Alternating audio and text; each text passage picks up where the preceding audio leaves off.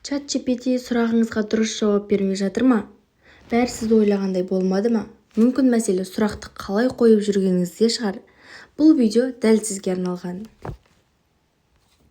Сәлем достар! Бүгін сіздермен ChatGPT-ді қалай дұрыс қолдану керек екенін көрсететін боламын. Ең алдымен App Store-дан немесе Play Market-тен ChatGPT-ді скачать етеміз.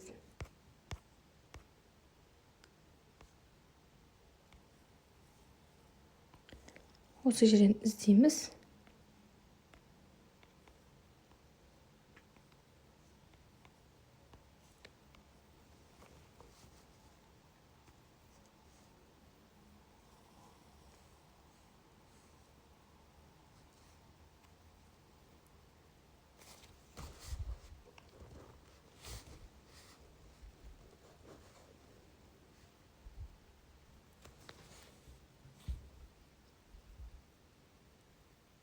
Жүктелгенін толығымен күтетін боламыз.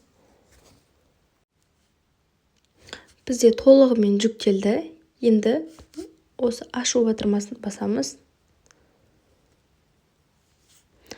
Басқан кезде осы жерде толығымен толтырып шығатын боламыз.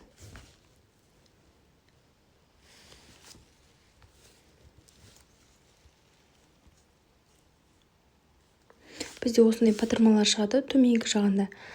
Сіз Google аккаунтпен немесе тіркелу арқылы, сонымен қатар егер телефоныңыз iPhone болса, Appleмен жалғастырсаңыз болады. Енді мысалы тіркелеміз. Мына жерге электронды почталарыңызды жазасыздар. Продолжить батырмасын басамыз.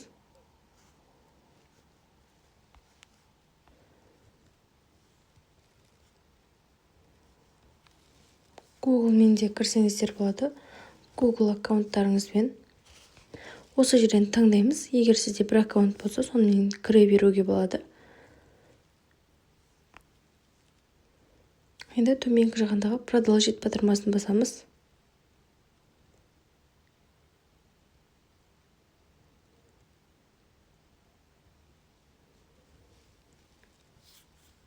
Достар, біз осылай сәтті тіркелген боламыз. Міне бізде қазір ашты. Енді осы жерге достар, енді ChatGPT-ға дұрыс сұрақ қойып үйренетін боламыз. Сізге әртүрлі қажеттіліктеріңізге қарай сұрақтарыңыз болады. Соны дұрыс қоямыз. Қазір мен сіздерге бір мысал көрсетейін. Мысалы, маған пост жаз десеңіз, жауап жалпылама болады. Ал нақты сұрақ қойсаңыз, нәтиже де нақты болады. Дұрыс сұрақ: Instagram үшін қазақша мотивациялық пост жаз. Тақырыбы білімнің маңызы 100 сөз деп жазатын болсам, ол маған нақты жауап береді. Мысалға, қазір көрсетейін. Маған пост жаз деймін. Маған пост жаз. Көрдіңіз бе? Бірақ нақтырақ айтып өтші, қандай тақырыпта пост жазайын. Мысалы, сұлулық, мотивация, бизнес, білім, тағы басқа. Және қай платформаға арналған: Instagram, Telegram. Сонда стиль мен форматты дұрыстап таңдап берем дейді. Көрдіңіз бе? Сол үшін сұрақты нақтылап қою керек. Мен мысалы қазір жазайын мына жерге: Instagram үшін қазақша мотивациялық пост жаз. Тақырыбы білімнің маңызы, ұзындығы 100 сөз. Енді жібереміз.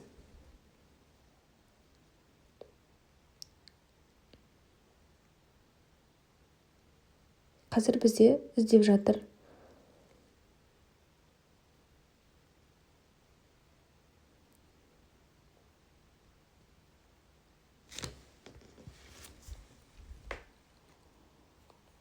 Осылай ChatGPT-ға нақты тапсырма беріңіз. Кім үшін, не үшін, қандай стильде, не туралы. Сол кезде толық жауапты алатын боласыз. Міне сұрауың бойынша 100 сөз шамасында мотивациялық пост, білім, осылай көрсететін болады.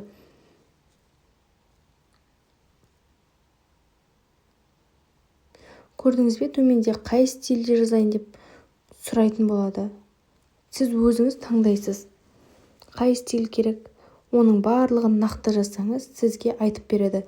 Сонымен қатар, егер стиль таңдап толығымен барлығын таңдап болғаннан кейін суретте жасап береді. Бірақ қазақша суретте қазақша сөздер болса көбінде қате жібереді. Сол үшін суретті басқа жасанды интеллект арқылы жасаған дұрыс.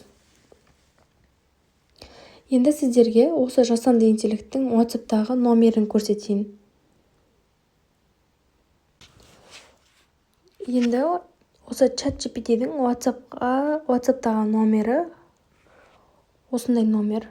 Осыны терсеңіздер, бас жағына былай қоямыз. +1.